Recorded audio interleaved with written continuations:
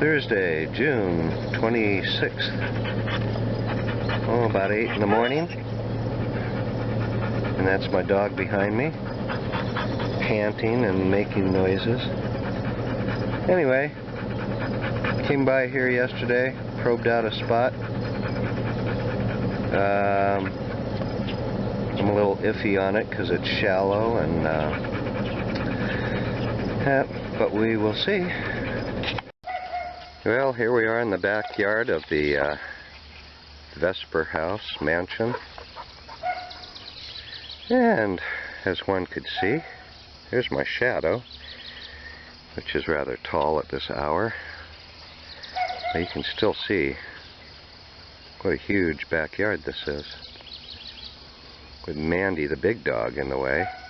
That's huge. Over here,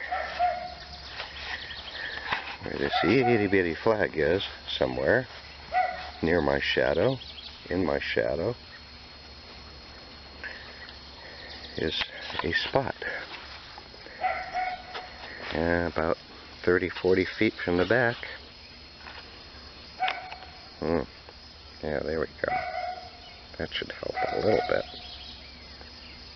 Anyway, alright, after about a half hour digging, my supervisor here and I have gotten down to 2.5 feet deep. And on the end of my shovel, hard to see there, but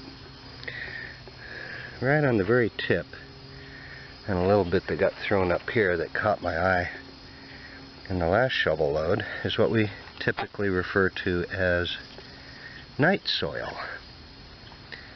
Very indicative of having been either a outhouse. It is really pretty much the bare few remains of any human waste.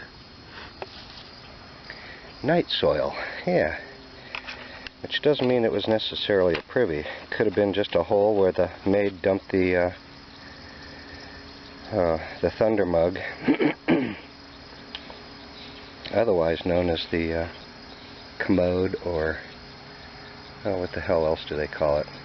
I can't remember. I'm brain damaged, and it's already hot. Anyway, there should be a brick lining to this one if it was a brick structure, as they said in the newspaper articles. So far the only bricks I have found are these few, but they don't show any signs of having any cement ever applied to them, so that's a good sign. Since old privies never had cement, they just kind of laid the bricks on in there. Anyway, onward we go. Oh, and a little bit of window pane glass somewhere came out of here, and one bone, so those are all good signs. Well, almost as if to say, right on cue, is it a brick wall you're looking for? Oh, well, here, we have one for you, right here. So, I'm going to follow this along and find the two corners of it. I know it goes in this direction, so the two corners on this end shouldn't be far apart, because it's usually the short end that I'm looking at. So, I'm happy. Are you happy? Because I'm happy. We should all be happy. Jack found a wall, and it's brick. Yay! Okay, 20 after 9, and I was getting a little concerned when I saw the short wall curving. My first thought was, oh no, a weird cistern. But then I probed it out, and it probes out pretty large. I think at least back to where my foot is. And so I dug out the top of this much, giving me room to dig, and room to work this way with.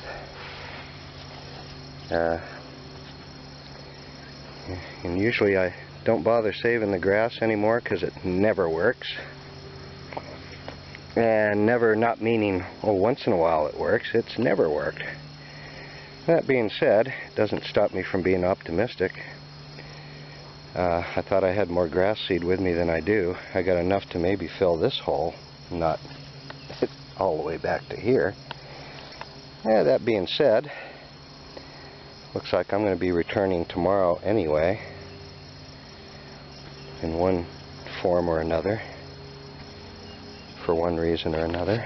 So, enough of me gabbing. I got to get back to digging. Well, I'll dig into the clay cap and loose bricks. Dug up bottle number 2, a Hellman Distributing Company out of St. Louis. 3-piece mold, 1890s, turn of the century whiskey. Very cool. Yeah, what do you think, Mandy? Mandy doesn't really care if it's not a D-O-G-B-O-N-E. She's not too terribly thrilled. But I am. That's as good as a dog biscuit to me. Uh-huh. Oh, she's even just snoozing away. Anyway, we're still not down in a use layer, so this is really good news. Well, so far, while nearing the bottom here, we have encountered what looks like an early key mold flask, half pint, and then its opposite, a giant, large, open paneled apothecary jar. Definitely a late throw. As we're getting down near the bottom here, which is only about 3.5 feet deep, got a nice flask down here. I'm presuming it's nice, because I haven't actually pulled it out of the ground yet, but now we have, and it's a nice flask. No embossing, but it looks like it's 1870s period. Got that smooth looking kind of base to it. Anywho, hopefully there's a Pike's Peak flask or something down here. Well, there's a color you don't see often enough. Looks like a John Wyeth from Philadelphia, 1880s, most likely. Anyway, it's a Wyeth. Well, fresh out of the hole. Side strap, real early John Wyeth. Cobalt blue. I knew they came in cobalt, though I've never dug one, whole or otherwise. Yay. Well, here's a shot for all you jar heads. And so far, looks like it's undamaged, although I can't tell from here because it's not dug out yet. Oh, but it is now. And top seems to, oh, got a hole in the bottom. Boo-hoo. I hate it when that happens. Well, far and few between they are. That being said, this looks whole and says emulsion. And then there looks like maybe a bowl or a lamp font behind it. Hard to tell. Well, I believe we're nearing the end. And right after that spittoon came out, I looked back in the hole and here's a beautiful pint hat horn, mineral water, black glass. And this came out earlier, a Wilcox and Gibbs sewing machine oil with a flared lip, smooth key mold base. Nope, not even a key mold. From New York. That would have been great, minus the holes. And a Scott's emulsion and a Keysby and Madison that looks older than it should.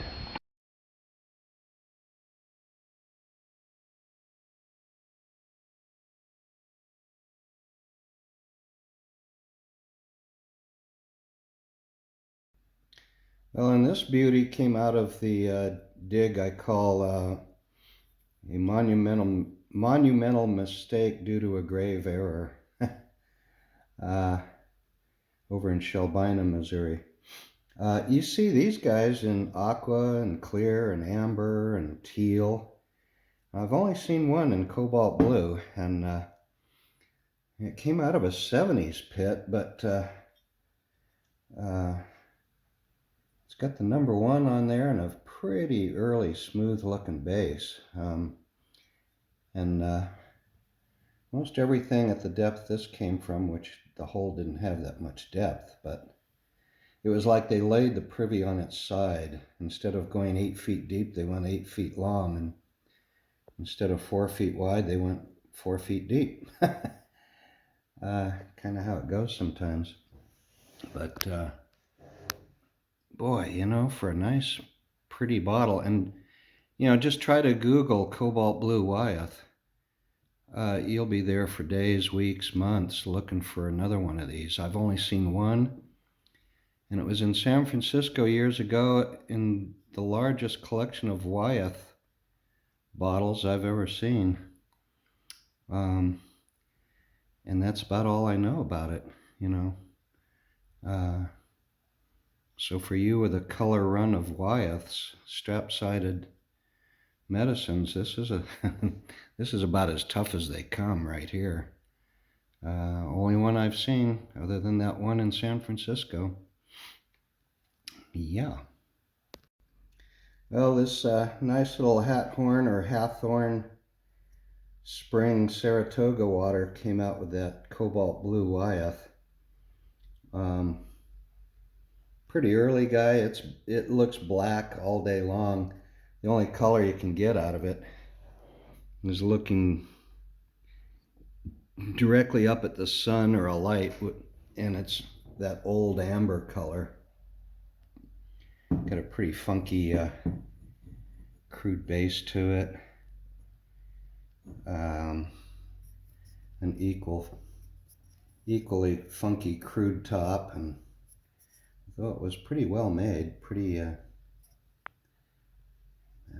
cleanly made, but still applied. I think that was only the second mineral spring water I've ever dug up. I got a large size Hathorn from a dig previous to this one. But anyway, yeah, a cool bottle. It's the only other one from that dig that I still have, so there you go.